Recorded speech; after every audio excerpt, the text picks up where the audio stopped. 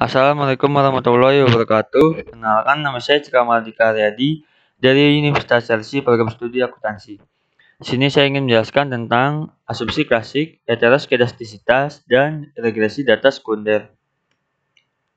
Heteroskedastisitas tujuannya untuk menguji apakah dalam model terjadi ketidaksamaan varians dari residual satu pengamatan ke pengamatan yang lain. Menurut Ghazali 2011, ada beberapa cara untuk mengetahui ada atau tidaknya heteroskedastisitas dengan melihat grafik plot, Z-Pret, dan hysteresis ID, uji Park, uji Greizer, dan uji White. Uji heteroskedastisitas dengan grafik plot atau Z-Pret dan hysteresis ID. Grafik scatter plot melihat antara nilai prediksi variabel dependent yaitu Z-Pret dengan residualnya hysteresis ID. Deteksi ada tidaknya heteroskedastisitas dapat dilakukan dengan melihat ada tidaknya pola tertentu pada grafik scatter plot antara SSID dan Z-Pret yang telah diprediksi. Dan sini ada analisisnya, yaitu jika ada pola tertentu seperti titik-titik yang membentuk pola yang teratur bergelombang menyebar kemudian menyempit, maka mengindikasikan telah terjadi heteroskedastisitas.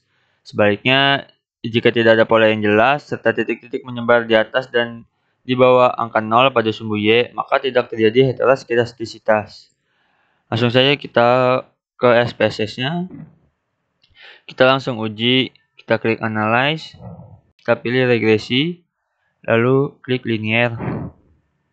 Di sini keuntungan kita masukkan ke dependent, aset kita masukkan ke independent, harga saham kita masukkan ke independent. Di statistik kita pilih estimate dan model fit. Kalau sudah langsung continue. Dan di plot kita masukkan SRS ID ke Y dan Z-Pret ke X. Lalu continue. Dan di save kita nggak usah checklist apa-apa, langsung continue dan oke. Sini outputnya sudah keluar, kita lihat grafik scatter plotnya.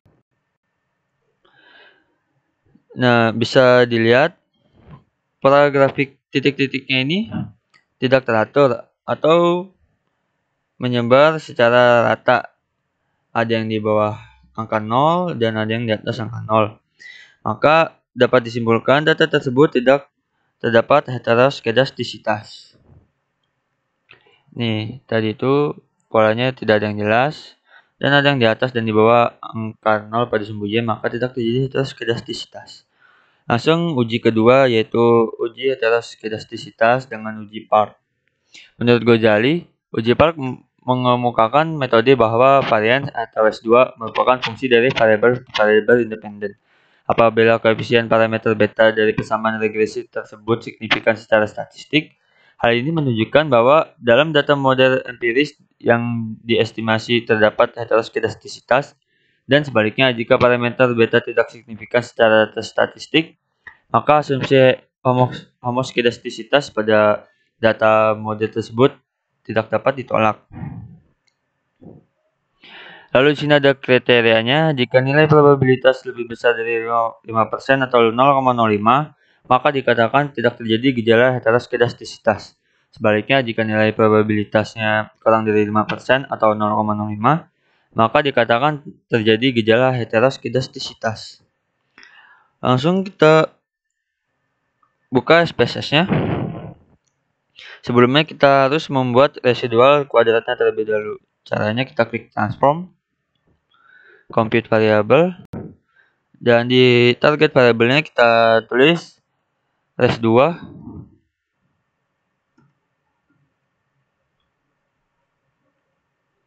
Lalu di function groupnya kita pilih all, dan di function special variablesnya kita pilih ABS.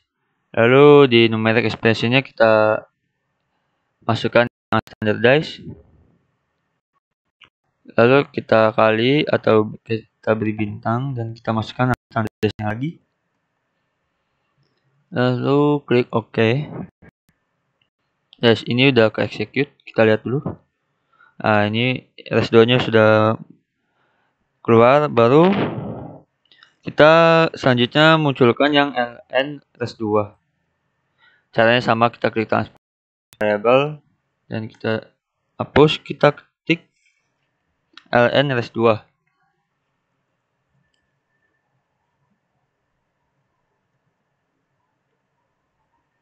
Lalu di numeric ekspresinya kita hapus, di function groupnya kita pilih all, dan ininya kita pilih ln,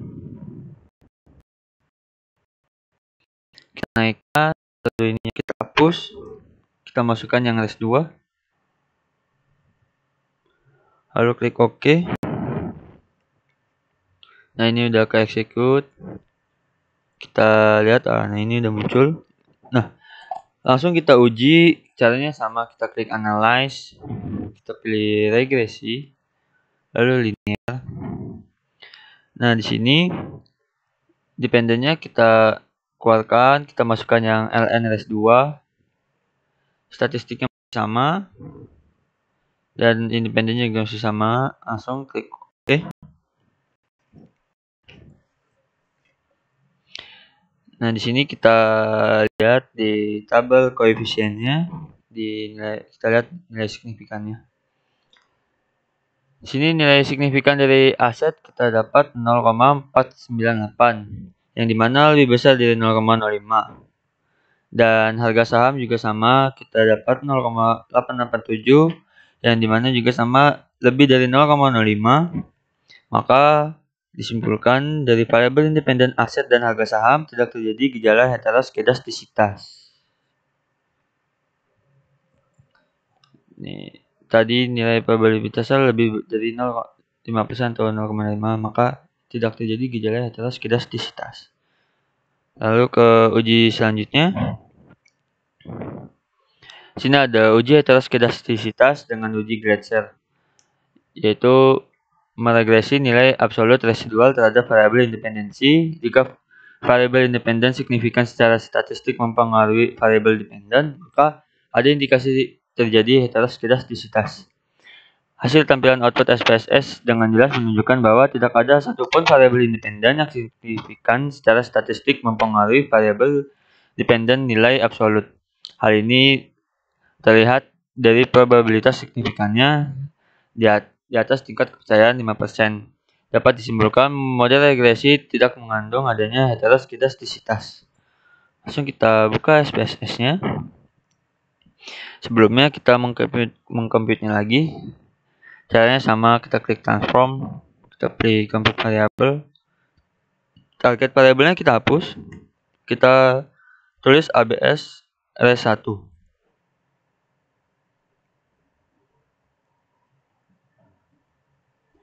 Di numeric expressionnya kita hapus. Sini function groupnya kita pilih all, lalu function and special variablesnya kita pilih yang ABS, kita naikkan ke atas, ininya kita hapus, kita masukkan yang standardized. Lalu kalau udah langsung OK.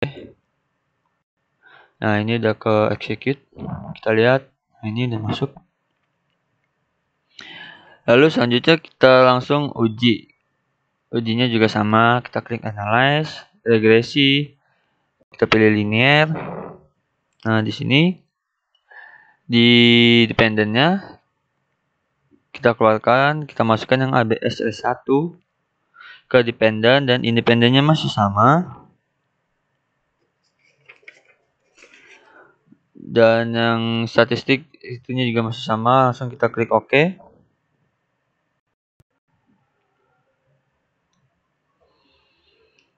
Nah, di sini kita lihat di nilai di tabel koefisiennya. Nah, di sini nilai signifikan dari aset kita dapat 0,491, yang dimana lebih dari 0,05. Dan harga saham juga sama, kita dapat 0,880, yang dimana juga sama lebih dari 0,05. Maka kedua variabel ini tidak terjadi heteroskedastisitas. Lalu kita ke uji yang selanjutnya. Sini ada pengertian regresi adalah studi mengenai ketergantungan variabel dependen atau terkait dengan satu atau lebih variabel independen dengan tujuan untuk mengestimasi dan memprediksi rata-rata populasi atau nilai rata-rata variabel dependen berdasarkan nilai variabel independen yang diketahui. Dengan tujuannya itu adalah koefisien ini dihasilkan dari prediksi nilai variabel dependen dengan persamaan koefisien regresi dihitung dengan tujuan meminimalisir penyimpangan antara nilai aktual dan nilai estimasi variabel dependen berdasarkan data yang ada. Dan ini adalah bentuk umum persamaan regresi bergandanya.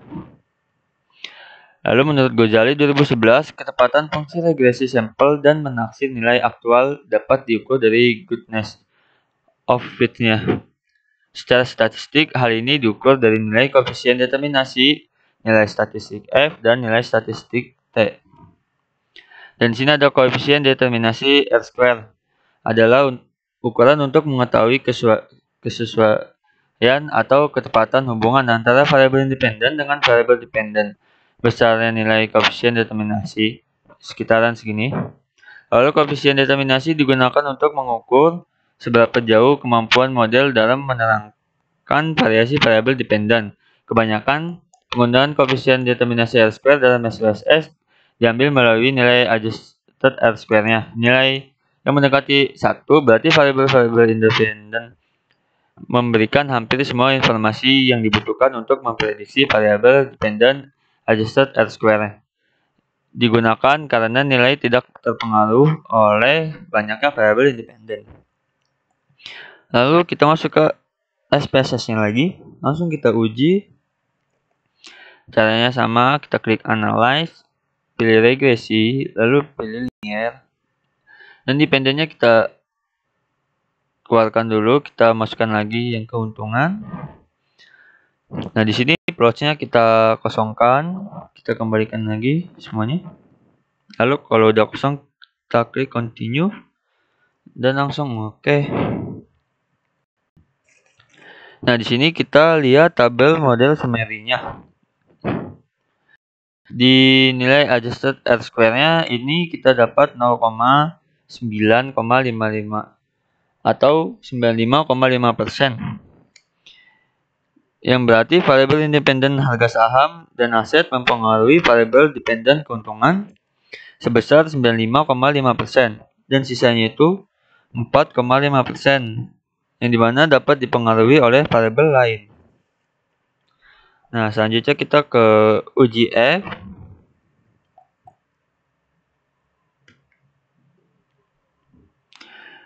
Uji F digunakan untuk melihat apakah variabel bebas mampu secara bersama-sama mempengaruhi variabel terikat.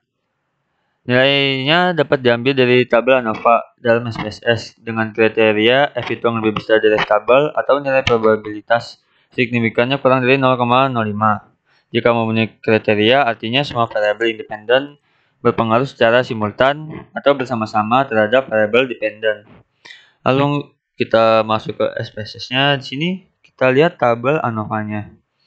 Sini tabel ANOVA-nya nilai signifikannya kita dapat 0,000 yang mana kurang dari 0,05, maka semua variabel independen itu berpengaruh secara simultan terhadap variabel dependen atau keuntungan. Ini tadi nilainya kurang dari 0,05. Maka semua variabel independen berpengaruh secara simultan atau bersama-sama terhadap variabel dependen. Lalu selanjutnya kita ke ujian terakhir yaitu uji T, yang dimana selain mengetahui kemampuan secara bersama-sama variabel bebas menjelaskan variabel terikat, juga perlu mengetahui apakah setiap variabel bebas juga berpengaruh terhadap variabel terikatnya. Untuk pengujian ini digunakan uji T dengan kriteria T hitung lebih besar daripada T tabel atau nilai probabilitas signifikannya kurang dari 0,05, maka jika memenuhi kriteria artinya semua variabel independen berpengaruh secara individual terhadap variabel dependen. Lalu sini kita lihat di tabel koefisien, kita lihat nilai signifikan dari aset. Sini kita dapat 0,001 yang dimana kurang dari 0,05, dan harga saham juga kita dapat di nilai signifikannya 0,001, yang dimana sama kurang dari 0,05, berarti semua variabel independen berpengaruh secara individual terhadap variabel dependennya. Nih, semua variabel independen berpengaruh secara individual terhadap variabel dependennya. Nah, sekian penjelasan dari saya. Kurang lebihnya mohon maaf. Maaf bila ada kata-kata yang salah. Assalamualaikum warahmatullahi wabarakatuh.